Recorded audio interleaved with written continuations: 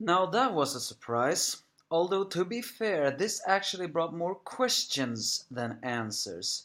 You know, one thing that people never shut up about is that they feel like Acnologia was a flat villain. It was all about destruction and all that stuff, and many things more. There was no. People always say that there is no real motivation behind this character except being a completely and honest villain. However, I will spoil one thing and say here that the beginning of this episode actually showed something that was not seen in the manga. An anime only opening that actually brings a, well, I wouldn't say big twist. I wouldn't say it's amazing, but I would definitely say it's not bad. But I would say it creates the question, is this how it all happened? Well, hopefully we'll see at least one more flashback, so confirm if that is true. If we do not, I will get disappointed. I will not deny that. Regardless, the angry anime fan here, this despair reviewer, and of course this is Fairy Tail episode 49. So what is this anime only moment to do? Well, it gives us a very slight detail about the history of the Dragon King Acnologia, but it is actually not as we suspected. We have all suspected that Acnologia is not his real name, and that is indeed true.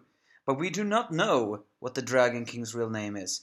Way back when, he was known simply as the Doctor, and he lived in a place where dragons and humans coexisted. Or at least that's what it was assumed of.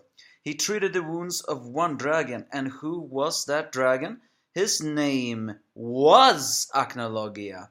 And this Acnologia dragon told the Doctor, who would later become Acnologia the Dragon King, about the frightening power of Dragon Slayer. Then one day suddenly the dragon known as Acnologia and his kind turned against the humans they were supposedly protected and slaughtered every single one.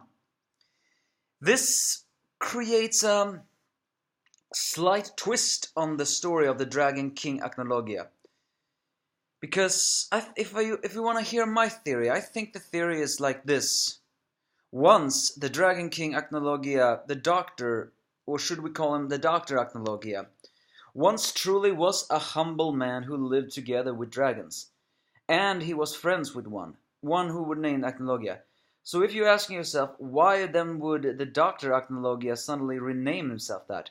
Well, I think that was to be reminded of the big betrayal he felt. Think about it. The dragon he treated, the dragons that were supposed to protect his people, for some strange reason turned against their mankind. Possibly because they feared the dragon slaying magic and it would spread to this place. So it makes sense that the Doctor will remain himself Acnologia, to forever remind himself of the dragon he hated. I think that is the Dragon King's Acnologia's motivation. A simple, unextinguishable hate based upon something that you could not understand, and betrayal. But that is only the anime opening. The rest of it is things head off as the Dragon King Acnologia heads towards everyone's destination, and the team Dragon Slayer tries to fight off the Dragon King Acnologia. But despite their big efforts, the Dragon King Acnologia is of course not that easily defeated. In fact, he can stop one thing with just one single finger. As Fairy Tail and friends wonder how they can even begin to stop Acnologia, especially since he eats magic, Lucius suddenly gets a very pointed up as she reveals that they should create a ship and throw Acnologia on it, since Dragon Slayers are weak against vehicles. Of course, that would just blur him. It wouldn't exactly stun him. But then Lucy reveals the surprising thing. She believes there is one magic that they can trap Acnologia on that ship with. The one magic that the Dragon King Acnologia could not break. Very swear. If you think about it, it was the same magic that protected Team Natsu and Team Tenro Island on that ship for 7 years. and they didn't even age. The one magic Acnologia could not break through. The magic of hope.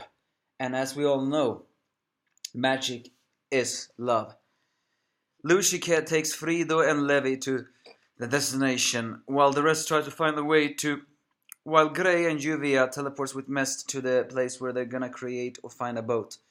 Team Dragon Slayer tries their best to fight off the human soul of dragons of Acnologia, but of course it is not that easy, to be sure.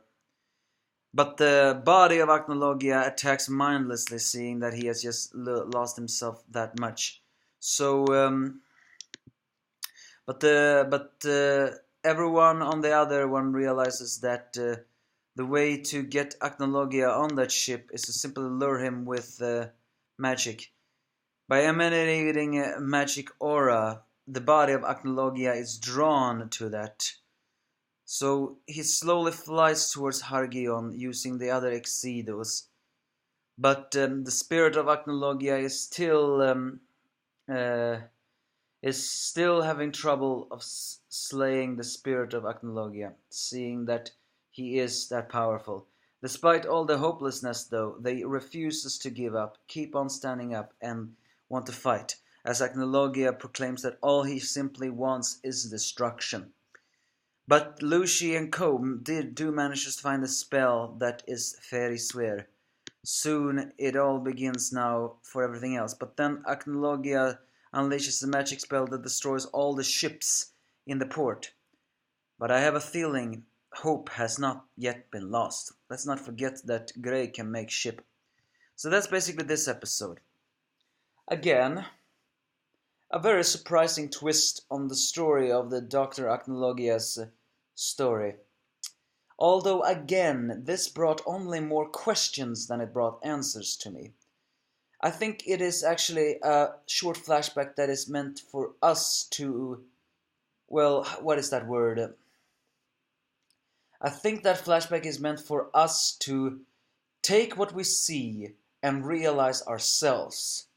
And what we realize ourselves in this scenario is that the man that became Acnologia was once just a simple doctor in a village. He treated many dragon's wounds, including one who was named Acnologia. Then he witnessed all those dragons he thought were his friends destroy his family and his hometown. And then he learned dragon slaying magic to take revenge on those dragons, especially the dragon known as Acnologia. However, his burning hatred towards dragons was so strong that he eventually did it to some who weren't even responsible for the massacre. And then I think he renamed himself Acnologia as a final reminder of the dragon he absolutely despised. And if you think about it, a small detail here is that in this flashback, the doctor actually talked with Watashiwa. And Acnologia in the present says with Ware.